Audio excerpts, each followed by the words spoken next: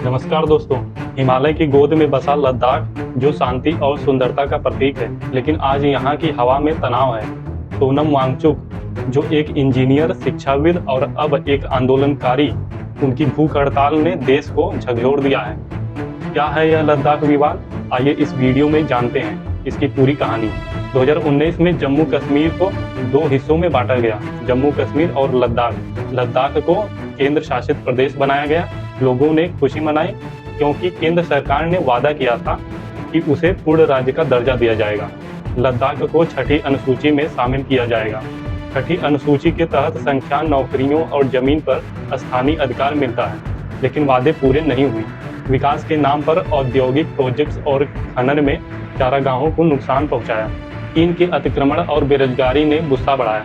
यहीं से शुरू होती है सोनम वांगचुक की कहानी। रेमन मैगसेसे अवार्ड विजेता, आइस स्तूपा के आविष्कारक और 3 इडियट्स मूवी के प्रेरणा स्रोत। उन्होंने 1988 में एक ऐसा स्कूल बनाया जो सौर ऊर्जा पर चलता है, लेकिन अब वे लद्दाख की संस्कृति और पर्यावरण बचाने के लिए सड़कों पर हैं। 2024 में सोनम वांगचुक ने 21 दिन की भूख हड़ताल की, वो भी -12 डिग्री में।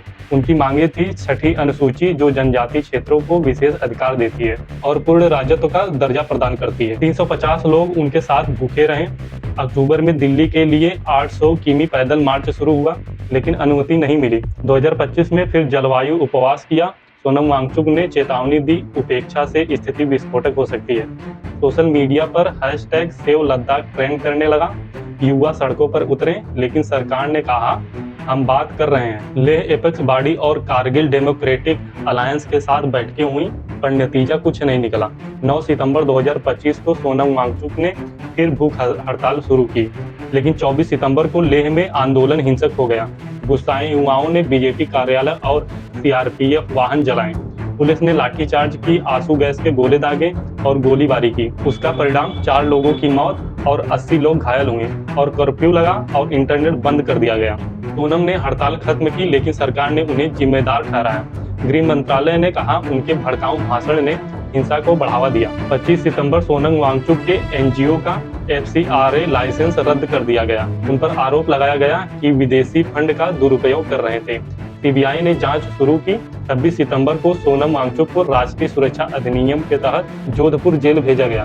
सरकार ने उनकी पाकिस्तान यात्रा पर भी सवाल उठाए। फरवरी 2025 में जलवायु सम्मेलन, सोनम वांगचुक ने कहा मुझे बलि का बकरा बनाया जा रहा है। 30 सितंबर 2025 में लेह में तनाव था, लेकिन अब शांति लौट रही है। सोनम वांगचुक जेल में है, समर्थक उनकी रिहाई की मांग कर रहे हैं। सरकार का दावा है हम लद्दाख की आकांक्षाओं के लिए प्रतिबद्ध हैं, लेकिन विश्वास टूटा है। क्या छठी अनुसूची लागू होगी? क्या लद्दाख को न्याय मिलेगा? यह सिर्फ सोनम वांगचुक की लड़ाई नहीं है, यह लद्दाख की 3 लाख लोगों की पुकार है। क्या हम उनकी आवाज़ सुनेंगे? इस कहानी को शेयर करें, सवाल उठाएं। धन्यवाद।